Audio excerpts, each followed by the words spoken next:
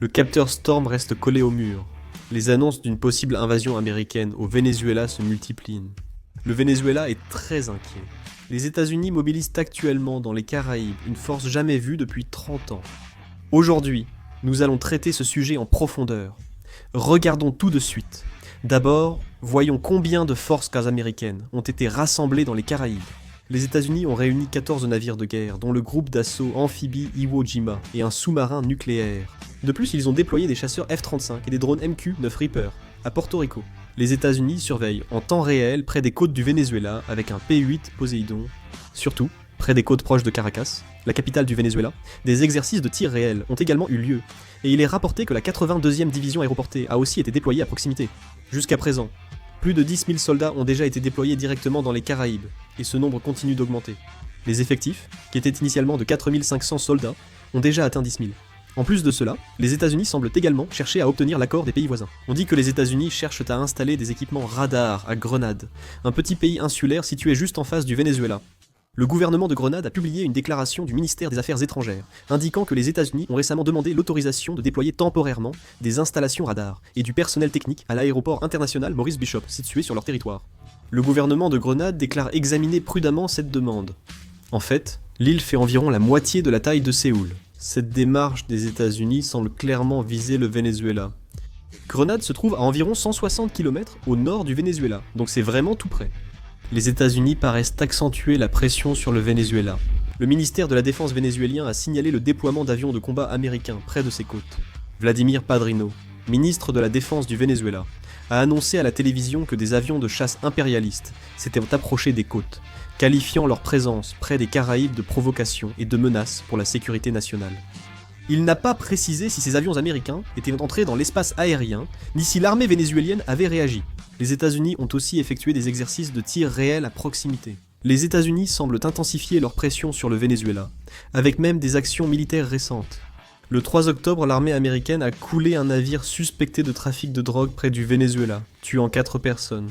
C'est la 4e utilisation de la force contre des navires soupçonnés de trafic de drogue. Bien sûr, il n'a pas été confirmé si ce navire était réellement un navire de trafic de drogue, mais on constate que les attaques contre des navires soupçonnés de trafic de drogue se poursuivent. Les forces américaines ont déjà tué 21 personnes.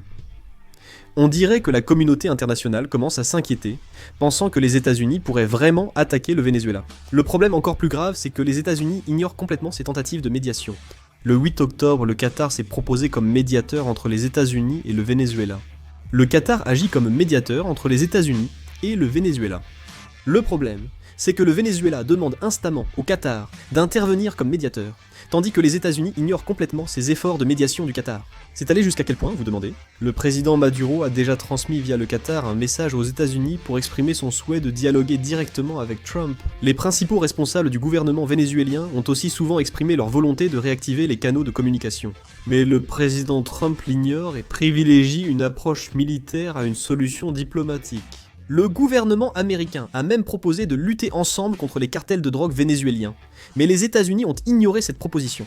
Les États-Unis considèrent actuellement le président Maduro du Venezuela comme le chef d'un cartel de drogue, et ont même mis une prime d'environ 70 milliards de won, soit 50 millions de dollars, sur sa tête. Le président Trump refuse tout dialogue avec Maduro, et envisagerait même une intervention militaire au Venezuela. La Maison-Blanche a répondu à cette demande de dialogue du Venezuela en déclarant que le régime de Maduro n'est pas le gouvernement légitime du Venezuela, mais qu'il s'agit d'un cartel de narcoterrorisme. Et le cœur de la politique de notre administration est de maintenir une pression maximale sur le régime de Maduro, en précisant qu'aucune négociation susceptible de profiter au régime vénézuélien n'est en cours. Le président Trump a récemment envoyé une notification officielle au Congrès américain. La notification annonçait que les États-Unis étaient en conflit armé avec les cartels internationaux de la drogue. La notification qualifiait les membres des organisations de drogue de combattants illégaux, une expression très significative. S'ils sont désignés comme combattants illégaux, ils ne bénéficient plus de la protection juridique accordée aux criminels et, selon le droit international, ils deviennent des cibles légitimes d'actions militaires. Cela montre que le gouvernement américain considère la guerre contre la drogue comme un conflit armé entre États, et non plus seulement comme une réponse criminelle. Cette mesure paraît être une stratégie de l'administration Trump pour légitimer l'usage de la force militaire. Selon la Constitution, le président américain peut employer la force militaire sans approbation du Congrès dans certains cas. Mais en cas de conflit armé à l'étranger ou d'opération contre des menaces aux États-Unis, il doit informer le Congrès et obtenir son accord sous 60 jours. Cette notification a une importance dépassant une simple procédure de rapport. Ce rapport du président Trump a créé une base juridique pour que les forces américaines soient exonérées de responsabilités légales lors d'actions militaires futures au Venezuela ou dans les Caraïbes. Ainsi, même si les forces américaines attaquent l'armée vénézuélienne ou la défense maritime sous prétexte de lutter contre les cartels, cela pourrait être légitimé comme mesure préventive avant l'accord du Congrès.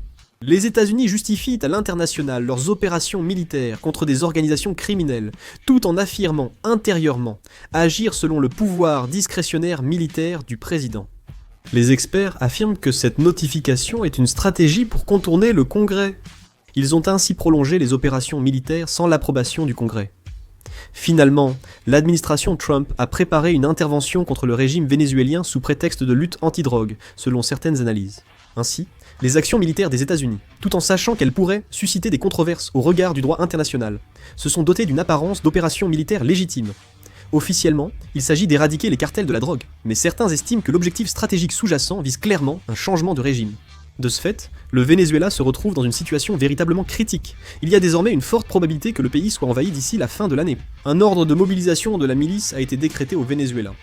Le président Maduro a décrété la mobilisation de la milice parce que les États-Unis continuent de rassembler des troupes dans les Caraïbes. Cette milice est principalement composée de personnes âgées. Et même ces milices sont désormais mobilisées et se préparent à la situation. De plus, l'armée vénézuélienne distribue des armes aux membres de la milice organisée par région et leur donne également une formation sur l'utilisation des armes à feu. À l'origine, cette milice était mobilisée pour augmenter le nombre de participants lors des rassemblements ou des marches pro-gouvernementales, mais elle se prépare désormais réellement à la guerre. Le Venezuela a demandé une réunion d'urgence du Conseil de sécurité de l'Organisation des Nations Unies, évoquant une attaque américaine imminente. Ils ont envoyé une lettre à la Russie, qui préside actuellement le Conseil de sécurité, affirmant que le président Trump mène des opérations militaires internationales et régionales qui menacent la paix et la stabilité du Venezuela afin de renverser le président Maduro. Cette demande a suivi le rejet par le Congrès, le 8 octobre, d'un projet de loi limitant l'usage de la force contre les organisations de trafic de drogue.